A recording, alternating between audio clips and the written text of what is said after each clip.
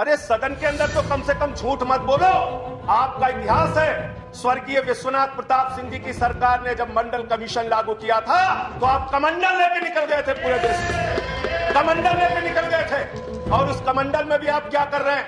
प्रभु श्री राम के नाम पर, मर्यादा पुरुषोत्तम भगवान श्री राम के नाम पे जो मंदिर बन रहा है उसमें चंदा चोरी हो रही है और कोई कार्रवाई नहीं हो रही है। आज मानवर, जिस उत्तर प्रदेश का मैं रहने वाला हूं, वहां पर बहराइच के अंदर दलित का बच्चा घोड़ी पर चढ़ता है, उसको पीट के लहूलुहान कर दिया जाता है। उस उत्तर प्रदेश में हाथरस कांड होता है, रात को 2 बजे एक दलित की बेटी को जला दिया जाता है। उसी उत्तर प्रदेश में बलिया के अंदर जयप्रकाश पाल जो पिछड़े वर्ग का है, उसको सारी सरकार के सामने, सीओ के सामने, एसडीएम के सामने उसकी हत्या कर दी जाती है। सर, आज ये हालत है, इनके राज्यों में क्या हो रहा है मैं दिखाना चाहता हूं। गुजरात के अंदर मूंछ रखने पे दलित की हत्या हो जाती है, मूंछ रखने पर दलित की हत्या हो जाती है। आपके जहां जहां आपकी सरकारें हैं, जहां जहां आपके राज्य में भारतीय जनता पार्टी की जहां सरकार है, वहां दलितों को, पिछड़ों को, शोषितों को दबाने का काम आपने किया है।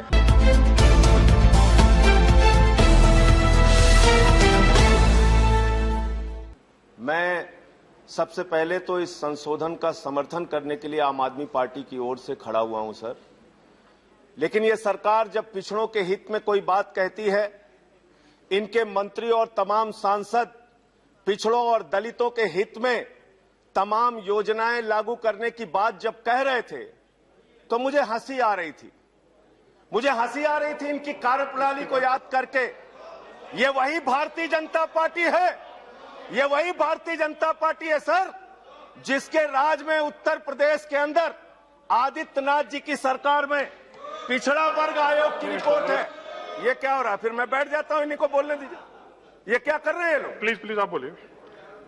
राष्ट्रीय पिछड़ा वर्ग आयोग की यह रिपोर्ट है, जिसमें यह साफ तौर पे कहा गया है 22,000 शिक्षक, 69,000 शिक्षक भर्ती में 22,000 नौकरियां पिछड़े वर्ग के लोगों को मिलनी थी, उनको मात्र 3.8% आरक्षण दिया गया, उनकी 18,000 नौकरियां खाली। यह हकीकत है सर, राष्ट्रीय पिछड़ा वर्ग आयोग की रिपोर्ट है। दूसरा सर, बात यहां पर हो रही थी मंडल कमीशन का सपोर्ट किया, मंडल कमीशन का सपोर्ट किया। अरे सदन के अंदर तो कम से कम झूठ मत बोलो। आपका इतिहास है, स्वर्गीय विश्वनाथ प्रताप सिंह जी की सरकार ने जब मंडल कमीशन लागू किया था तो आप कमंडल लेके निकल गए थे, पूरे देश में कमंडल लेके निकल गए थे। और उस कमंडल में भी आप क्या कर रहे हैं? प्रभु श्री राम के नाम पर, मर्यादा पुरुषोत्तम भगवान श्री राम के नाम पे जो मंदिर बन रहा है उसमें चंदा चोरी हो रही है और कोई कार्रवाई नहीं हो रही है। आज मानवर, जिस उत्तर प्रदेश का मैं रहने वाला हूं, वहां पर बहराइच के अंदर दलित का बच्चा घोड़ी पर चढ़ता है, उसको पीट के लहूलुहान कर दिया जाता है। उस उत्तर प्रदेश में हाथरस कांड होता है, रात को 2 बजे एक दलित की बेटी को जला दिया जाता है।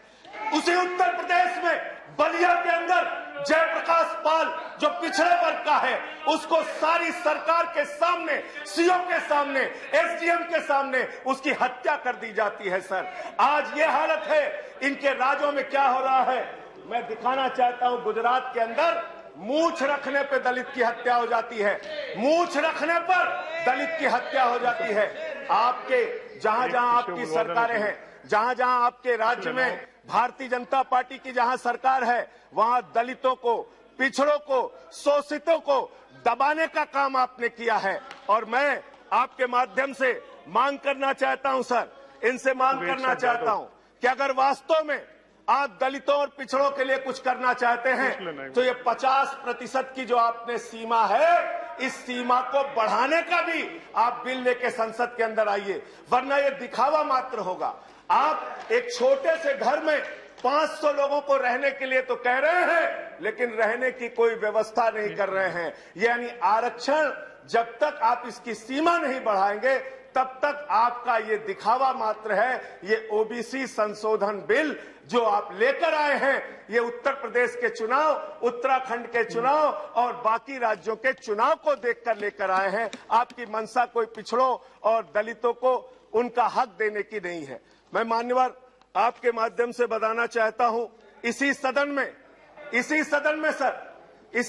में एक माननीय सदस्य ने प्राइवेट मेंबर बिल प्रस्तुत किया था, विजय साई रेड्डी जी ने, और उन्होंने कहा था पिछड़ों का आरक्षण संसद और विधानसभा के अंदर भी होना चाहिए था। भारतीय जनता पार्टी ने खुलेआम उसका विरोध किया इसी सदन में। वो दर्ज है कार्रवाई विजय साई रेड्डी के प्राइवेट मेंबर बिल पे।